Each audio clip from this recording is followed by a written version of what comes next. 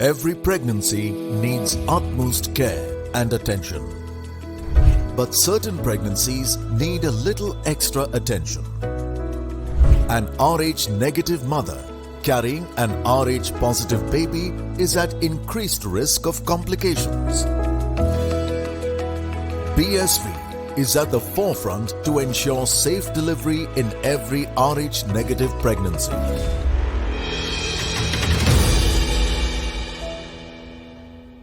Hello and welcome to the preview of the England versus Pakistan game. I have with me Julia Price and Mohit Shah. Let's come down straight to that head-to-head table. England and Pakistan have played 11 ODIs together. England have won 10. One has been a no result. Pakistan have never beaten England. But Pakistan now come on back of that important win against the West Indies.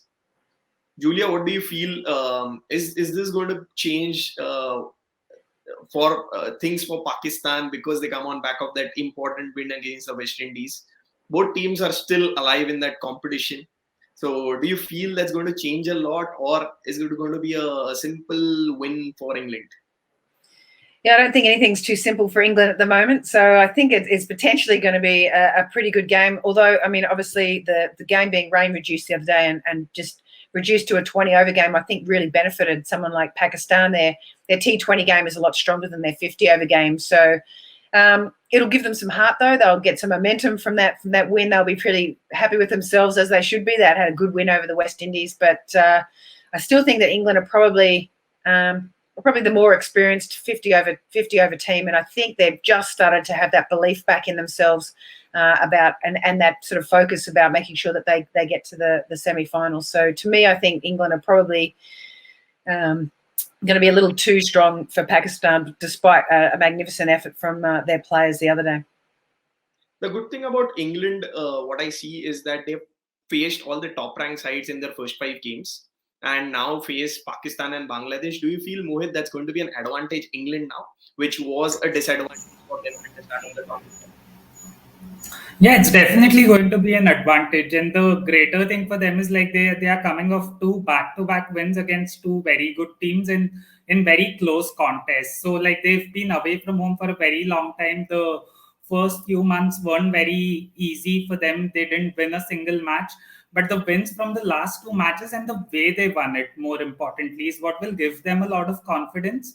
And they are playing at Christchurch, which should be a batting-friendly wicket. It traditionally is a batting-friendly wicket. And if you just look at the 2 teams' batting sides, I think England has a significant advantage there. The kind of players they have and the kind of success England has enjoyed against Pakistan in the past, we saw that Pakistan has never defeated them in an ODI. I think England start as the clear favourites in my mind for this match. Julia, do you feel it's going to take a lot on how the wicket is? Because Pakistan, we've seen in the last game, did well because it was a spin track all overall. And probably that was the reason they were able to beat West Indies. Do you feel if it's a spin track, it helps Pakistan? If it's not, it's a disadvantage for Pakistan. Yes and no. I mean, they've got Eccleston and Charlie Dean who've been bowling really, really, really well. So I think that sort of counters the spin attack. I think it might be a bit unfair on Pakistan, thinking that they only won that game the other day based on their spin bowling. I thought their batting was excellent. They were very attacking. They hit in good areas. I just don't think the West Indies bowled in the right spots for them. So to me, their batting was pretty strong as well. It's more the fact that a 50-over game and a T20 game are very, very different games. So how are they going to take wickets on a wicket that might necessarily have a huge amount of turn in it for them? Because they have been getting some wickets, but they struggle to get wickets against the better teams. And that's where the difference is in a 50-over game. You're obviously not going for it quite as much as the T20 game. So it was a little easier to be able to take wickets with teams going for it. So to me, how are they going to get their wickets and manufacture those in teams that are a bit more patient and had a lot more 50-over experience? And who's going to step up? Because obviously they had Ali come in play the other day as the opener, and she batted beautifully, got 37 runs, but she hadn't been playing any of the 50-over games. So they still have a little bit of a quandary at the top of their order about who are they going to have in their power play, how are they going to get off to these good starts and really securing what their batting order is going to be for a 50-over game. And that's what my next question would have been. That I'm not going to ask, do you expect a change? I'm going to ask, do you want to see a change in either of the sides? Because they've won their last games, they would not want to change a lot in their sides. But do you want to see any change in Pakistan and England's team? Well, me personally, I'd love to see Freya Davies come in for Catherine Brunt. I think the rest of them, it's probably about just maintaining, keeping them confident, knowing that they're going to be selected for the upcoming games, and just helps them relax and really get into their roles and their understanding of what they need to do for the rest of the series. So to me, Freya Davies is that one change. For the Pakistani team, I don't know. I think I like Nahida Khan should come back in. I think she's been really good. But I like the way that Maniba Ali went around her game the other day, and whether she comes in down the order a little bit just to really stretch the. I know that she's an opener in the T20 game, but I just think she'd be good in that sort of lower order, understanding what her role is, really accelerating the back end of the Pakistan innings and maybe just stretching their batting order a little. And what do you feel, Mohit? Do you want to see any change in either of the sides? I think Pakistan made a couple of changes in the last game looking at the format, but the players that they brought in did really well. Like, I think the reason for picking Muniba was the fact that it's a 20 over game.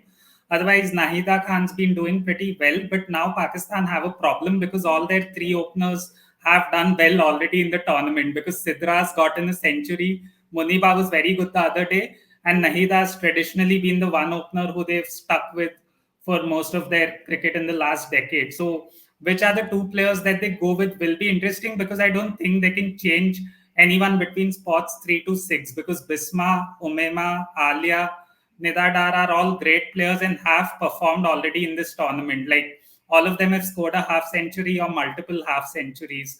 So that only leaves the bowlers, who I don't think have been the problem for Pakistan in this tournament at all. Because even against India, they had them at 114 for 6. So the batting's actually their problem, but now they have a lot of informed batters. So it will be interesting to see who Pakistan goes with. I personally wouldn't change the team though, because anytime you win a game, it's best to continue with the same players unless the conditions are drastically different.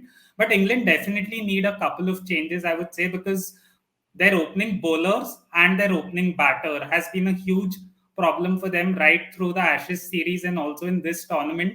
They've tried Winfield Hill. They've tried Danny Wyatt. Danny Wyatt might get a lot of runs against Pakistan and Bangladesh, but will she get runs in the semi-final and final? And is this a good opportunity to get someone like Emma Lamb in and see what she's got? Because I don't think they've given her a fair opportunity yet. They got her in for the final match of the Ashes, which is a high-pressure tournament against some of the best new ball bowlers going around. So this might actually be a very good chance for England to get someone like Emma Lambin. Let's see what happens there in that England versus Pakistan game. Both the experts would want to see some changes, especially Freya Davies coming in. Pakistan, they're dicey about will there be any change, because all the openers have done well for them. Muniba Ali, Nahida Khan, Sidra Amin, everyone has done well. Let's see if either of the team does any changes. But that's it from here for the preview of the Pakistan versus England match. But there is another match. Yes, we will do a preview for that too. It's an important clash between South Africa and West Indies. Till then, this is us here at the Outside View.